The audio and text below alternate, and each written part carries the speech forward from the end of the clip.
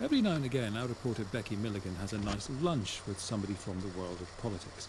The dining rooms of Westminster are usually packed with politicians talking to journalists, but most of those conversations are off the record. With Becky, both parties know the tape recorder is running. This time, it wasn't lunch, it was breakfast. Breakfast, bear that in mind, with the Conservative MP, Robert Halfon. Very unhealthy breakfast, an anodine coffee and a cigar.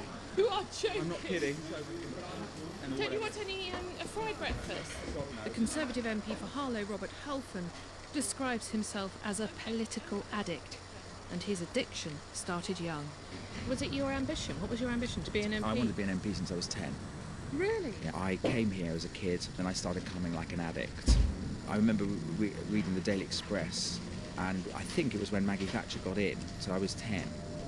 And there was a cartoon, and again, this may be completely wrong, but it was like Maggie, a super Maggie, and I remember reading that, and I got hooked on her, and I became a Thatcherite from then on. Talk of Margaret Thatcher, and his eyes fix on mine with the intensity of a small boy. What was it about her? I've always loved strong women. In my loo, I have a framed ticket of when I was 16, when my father took me to a St John's ambulance event as a treat, where she was the guest speaker. And what did you feel like listening to her? It was the equivalent of somebody meeting Elvis.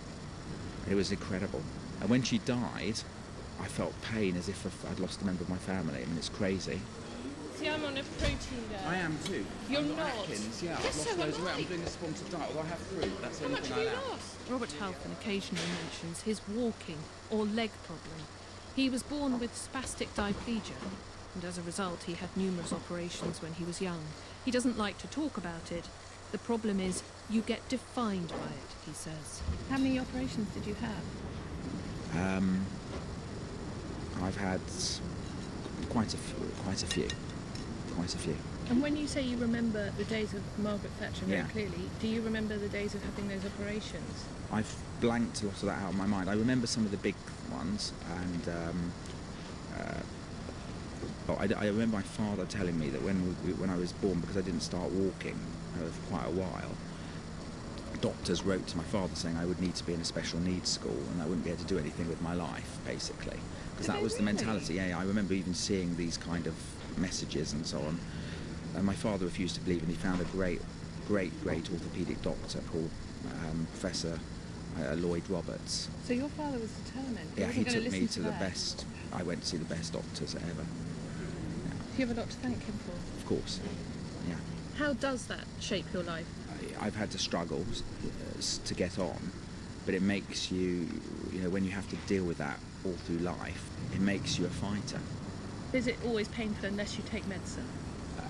I take medicine because it helps, yeah. I think it's been good for me, and I genuinely don't feel myself as disabled. I don't like that label. I feel myself having crap legs, but I genuinely, I never see myself as disabled. Do you mind if we sit in the smoking section, though, because that's my little tree? You want to sit in the smoking section No, here? no, outside. Onto the terrace. Bright blue sky, sparkling Thames. So which end is the smoking end, Robert? Here, why don't you sit here? It's clean, it hasn't got bird food. And I'm carrying the tray. Are you all right? I'm so sorry. After the clear-up, we sit, me covered in coffee, Robert with his cigar. It's fantastic. This is the best breakfast you can have.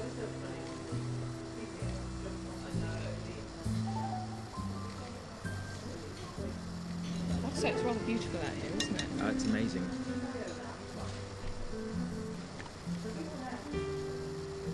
Back onto politics. He's renowned for his campaigns. He successfully lobbied for lower fuel and bingo tax. On his radar now is the cost of parking at NHS hospitals. Looking to the election in 2015, he has a few ideas about that too. White van conservatism. When I talk about white van conservatism, I'm talking about those people who work hard, who are really struggling. Do you think you're not appealing to those people at the moment? I think that we need to do a lot more. And you need to do it by 2015? We need to do it by 2015. We need to show people on low incomes who are working that we're really on their side. We're doing some good things. Is it crucial to winning the election? You could lose the election. the majority of people in our country are the people I describe. If we want to win the election, we've got to be the Workers' Party. And the threat of UKIP? And where UKIP have been brilliant is their public meetings. I mean, you watch it on TV, they have hundreds of people turning up. I can't believe if they can do it, we can't. And I would have cabinet ministers, the Prime Minister, go up and do genuine town hall public meetings. If 5 people turn up, it doesn't matter because they grow.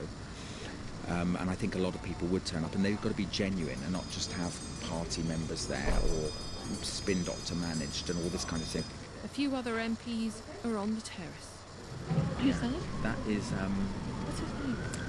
he's a Liberal MP for Cheltenham. No, it's not Cheltenham. No, it's not, It's is it? Bath. It could be Bath. It could be Bath. What's his name? Don. Oh, Don Foster. That's it. That's it, yeah. Well done. Can't believe you don't know every single MP here. Isn't it? Well, that's a great breakfast. Yes. Well, you had a great breakfast with a cigar and Okay, I'll come painkillers. back with you. Yeah, thanks. Yeah, I'll come back with you. Is that all right if I just leave you for Brilliant. Yes, thank you very, very much. Robert Halfon in conversation over breakfast with Becky Milligan.